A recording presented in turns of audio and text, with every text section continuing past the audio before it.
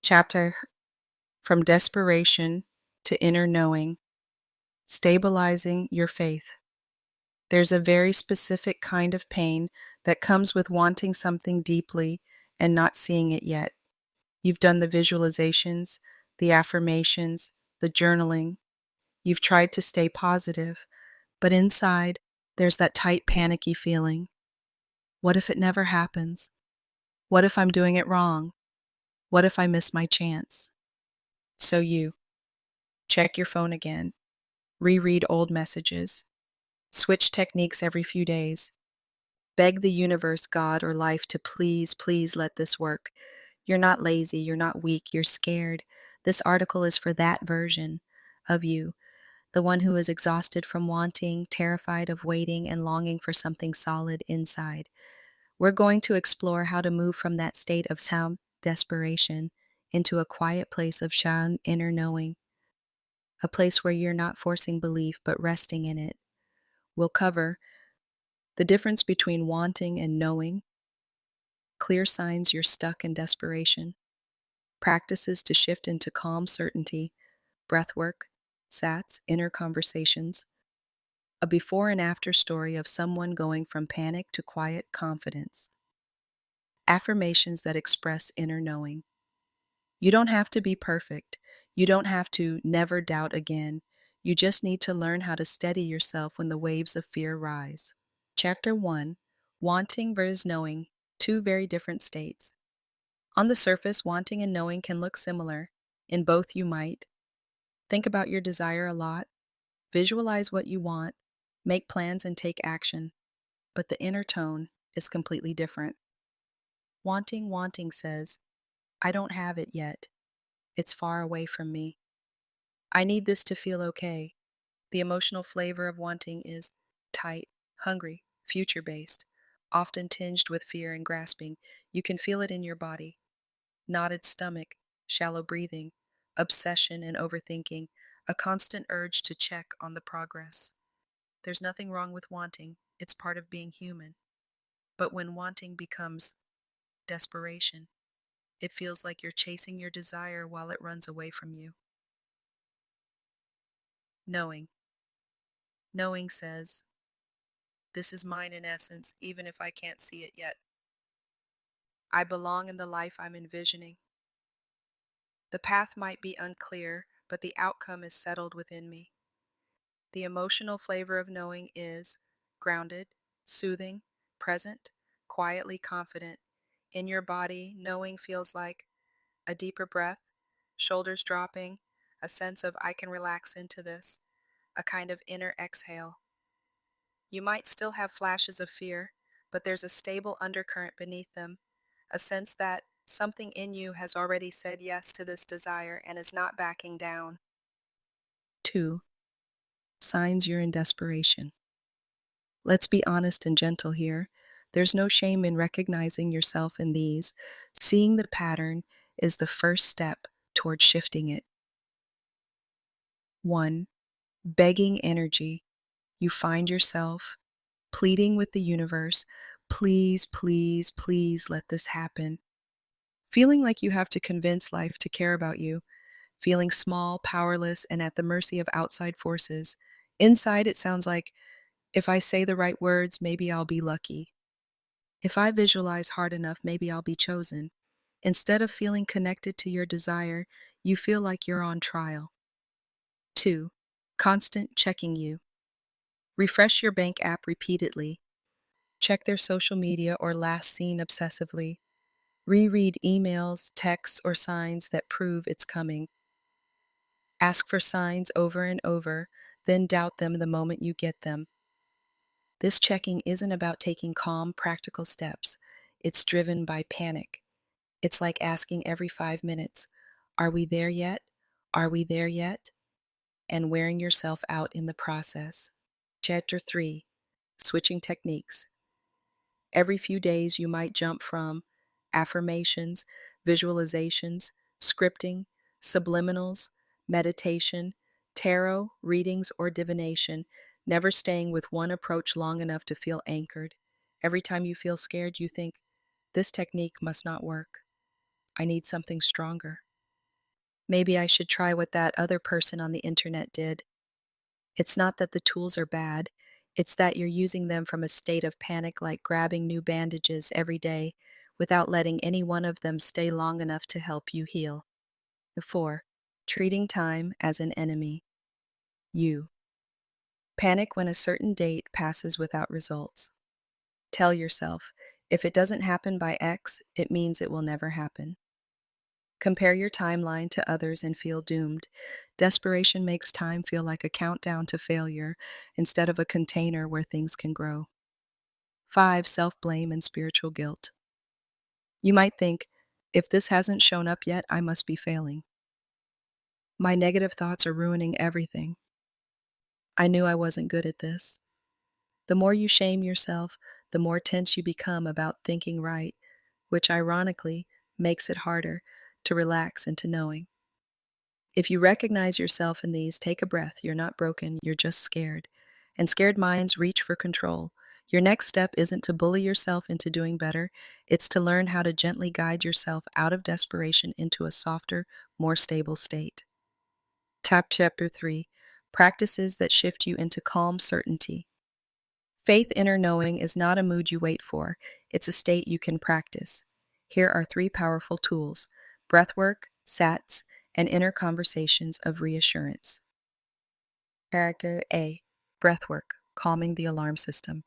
When you're desperate, your nervous system is in fight or flight. Your body is convinced you're under threat. If your body is screaming danger, it's very hard to hold a feeling of it's already done. Breathwork helps tell your system, we're safe enough to calm down now. A simple practice. Send the 4 to 6 breath. 1. Inhale gently through your nose for a count of 1 4 9. 2. Exhale slowly through your mouth for a count of 1 6 1. 3. Repeat for 1 to 3 minutes. Longer exhale, a signal of safety to the nervous system. While breathing, you can silently repeat a soft phrase like, right now, I am safe. I don't need all the answers in this moment. I can relax my grip and still keep my desire. You're not trying to erase your wish. You're soothing the alarm around it. BSATs. Entering the drowsy knowing state. SAT stands for state akin to sleep. That drowsy in-between phase where your body is relaxed and your mind is quiet but still aware. In that state, your imagination sinks more easily into the deeper layers of mind. Your inner scenes can land without as much resistance. How to use SATs for inner knowing. 1. Prepare your body. Dim the lights. Lie down or sit comfortably. Take a few slow breaths until your muscles start to melt. 2. Let yourself get drowsy. Close your eyes. Imagine your body getting heavier, like it's sinking into the bed or chair. You don't force sleep, you just allow drowsiness to come. 3. Choose a simple it's done scene. Not a long movie, just a short moment that would be true if your desire were fulfilled. Examples: hearing a friend say, I'm so happy it worked out for you. Seeing an email that says, you've been approved, accepted, hired. Feeling your partner's arms around you as they say, we made it through, I love you. 4. Replay the scene slowly and feel it. See it, hear it, feel it from inside your own body. Let it loop gently. Don't strain, just rest in the feeling of, it happened. 5. Slip into sleep with that feeling. If you can, let yourself fall asleep while still lightly holding that scene. If you wake up during the night, you can briefly revisit it and then drift off again. You're not begging in sats. You're visiting the version of you for whom this is already real, then letting that state color your inner world. C. Inner conversations of reassurance. We all have inner conversations already, replaying arguments, imagining worst-case scenarios, hearing people reject or abandon us in our heads. Those inner conversations shape how we feel and what we expect. The good news, you can rewrite them. Step 1. Notice your default inner talk. When you're scared about your desire, what do you hear inside? It's not working. You're running out of time. You're kidding yourself. Become aware without judging. Just listen like a kind observer. Step 2. Introduce a loving inner voice. Imagine a version of you who has already received what you're asking for, has lived through the fear and come out the other side, knows it all turns out okay. Let that version speak to you now. They might say things like, I know you're scared, but you're not failing. This is part of the process. Breathe. You don't have to watch the clock. It's unfolding in ways you can't see yet. You don't have to chase. What's truly yours won't pass you by. Or you can imagine a loving presence saying, you are held. You are not forgotten. What you've asked for in faith is already heard and answered in the unseen. Step 3. Repeat these inner conversations. When panic hits, instead of letting fear monologue at you, you bring in the voice of knowing. Over time, your inner climate shifts. Fear might still knock on the door, but there's a wiser, calmer presence living in the house with it. Check 4. A before and after story. Panic to quiet confidence. Let's bring this to life with a story. The before. Emma, in full desperation. Emma wanted one thing more than anything, a stable, loving relationship. She had read countless books, watched videos on manifestation and mindset, tried affirmations, scripting, vision boards.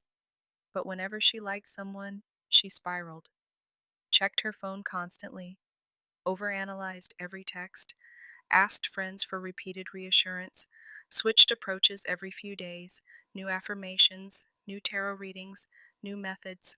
Inside, her dialogue was, if this doesn't work, I'll be alone forever. He hasn't replied in 30 minutes. It's over. I have to fix my energy now or I'll ruin it. She wasn't just wanting love, she was terrified of not getting it. Her body stayed tense. She couldn't focus on work. She woke up in the night checking her notifications. The more desperate she felt, the more she chased, overshared, compromised her boundaries, and eventually, as often happens, things would fall apart. Each time felt like proof. See, I'm not chosen. It never works for me. The turning point. One particularly painful breakup finally broke Emma open in a different way. She was tired, not just emotionally, but spiritually. She realized, I can't live like this anymore. This level of panic is not sustainable no matter who I'm with. Instead of asking, how do I get him back? She asked, how do I stop feeling like I'm about to be abandoned at any moment? How do I find some peace inside, no matter what happens? That question changed everything. The shift, practices of inner knowing. Emma decided to commit not to a person, but to a state. I am someone who is loved, chosen, and supported in life. Even before seeing evidence, she began to practice this state from the inside. 1. Breathwork. When anxiety rose, she stopped what she was doing for 2 minutes. Inhale for 4, exhale for 6, while repeating silently, right now I am safe. I don't need this text, this date, or this outcome to breathe. Her heart rate would slow, her thinking would soften. 2. Sats at night. Before sleep, she imagined sitting on a couch with a partner who clearly loved her, hearing them say, I'm not going anywhere, you're my person. Feeling her body relax into them with a sense of home, she let herself fall asleep in that scene, not as a desperate wish, but as an inner experience of, this is the reality I'm aligning with. 3. Inner conversations. When her mind said, you're always left, the new inner response became, no, that's the old story. I'm becoming someone who is loved consistently. I won't abandon myself anymore. When her mind said, you messed it up, it's your fault, she replied inside, I did the best I could with what I knew then. I'm allowed to learn. I'm still worthy of love. At first, it felt fake. After a few weeks, it felt less fake. After a few months, it felt like a quiet, solid truth. The after. Same desire, different state. Did Emma still want love? Yes. Did she stop caring about relationships? No. But something fundamental had changed. She no longer chased people who were inconsistent. She no longer lived on an emotional roller coaster tied to her phone. She could enjoy a date without mentally planning the entire future or panicking about every pause. Her new inner stance was, I know I'm meant for mutual steady love. If it's not this person, it will be someone who actually matches that. I don't need to beg for what's already mine, in essence. From that place, she naturally set healthier boundaries. She walked away sooner from situations that felt wrong. She chose differently and was chosen differently. Eventually, she did meet someone compatible. Was it instant? No. There were still awkward dates and disappointments along the way, but she walked through them from a place of inner knowing instead of inner collapse. And here's the key: the true victory wasn't just the relationship. It was that Emma no longer lived as a desperate, terrified version of herself. Her outer life caught up to her inner shift. 5. Affirmations that express inner knowing. Not all affirmations are equal. Some secretly reinforce lack because they're soaked in begging energy. Compare. Please let this happen. I'm desperate for this to work. Why isn't it here yet? With what I desire in love, or money, what health, is moving toward me, and I'm moving toward it. My life is unfolding in ways that support me, even when I can't see how. I belong in a life that feels good to my heart. Let's create a few upgrades. Old lack-based affirmations versus inner knowing versions. Old. I really, really want this to happen. New. I accept that this is mine in essence and I allow it to unfold in the best way. Old. Please don't let this go wrong. New. Even if the path twists and turns, I trust that life is ultimately working in my favor. Old. If this doesn't happen, I can't be happy. New. My happiness is growing inside me now, and this desire is one beautiful expression of that, not the source of it. Old. I'll never get this right. New. I am learning. I'm more stable and wise with each step, and that's enough. Old. I'm scared it's not working. New. It's okay to feel scared, and I choose to rest in the knowing that more is happening than I can see. Pick a few that resonate and let them become your inner companions, not as magic spells, but as anchors into a calmer state. 6. A simple daily routine for stabilizing your faith. To make this real, here's a gentle daily structure you can use. Morning. 1. 3 slow 4-6 breaths. Inhale for 4, exhale for 6. Silently say, I'm safe in this moment. 2. 1 knowing affirmation. Today I walk as someone who is already supported and guided. Let it sink in rather than racing through it. 3. Tiny envisioning. Take 30 seconds to glimpse your it's done scene, your end result. Then release it and move into your day. During the day, when desperation spikes, pause. Do 1 to 3 rounds of the 4 to 6 breath. Ask, if I knew this was coming in the best way, how would I respond right now? Let that answer guide you. Evening 1. Journal check-in. Where did I act from fear today? Where did I act from inner knowing, even just a little bit? 2. Gentle revision. If you had a bad moment, imagine yourself responding from calm steadiness instead. Let that version of you be the final cut your mind sleeps on. 3. Sats before sleep. Drift into your short, it's already done scene. Feel the relief, the gratitude, the settled feeling. Let sleep come. 7. You don't have to earn what's meant for you. Desperation says, if I try hard enough, maybe I'll be worthy. If I get every thought right, maybe I'll be allowed to have it. Inner knowing whispers something very different. I am already worthy. My desire is not a cruel joke. It's an echo of something that's possible for me. I don't have to earn my place in my own life. I'm allowed to grow into it. You're not trying to force the universe's hand. You're letting your own heart relax into the truth that you are not abandoned, not forgotten, and not powerless. You can still take action, learn, adjust, grow. But you can do all of that from a place of, I am guided, I am supported. It's already handled in the unseen, and I'm just walking out the path. So the next time fear rises and you feel that old familiar desperation creeping in, remember, breathe, soften your body, visit your it's done scene. Let a wiser voice speak inside you. You don't need proof before you calm down. You calm down, and the proof finds its way to you, step by step, bridge by bridge, as your outer life begins to reflect what you finally dared to know within.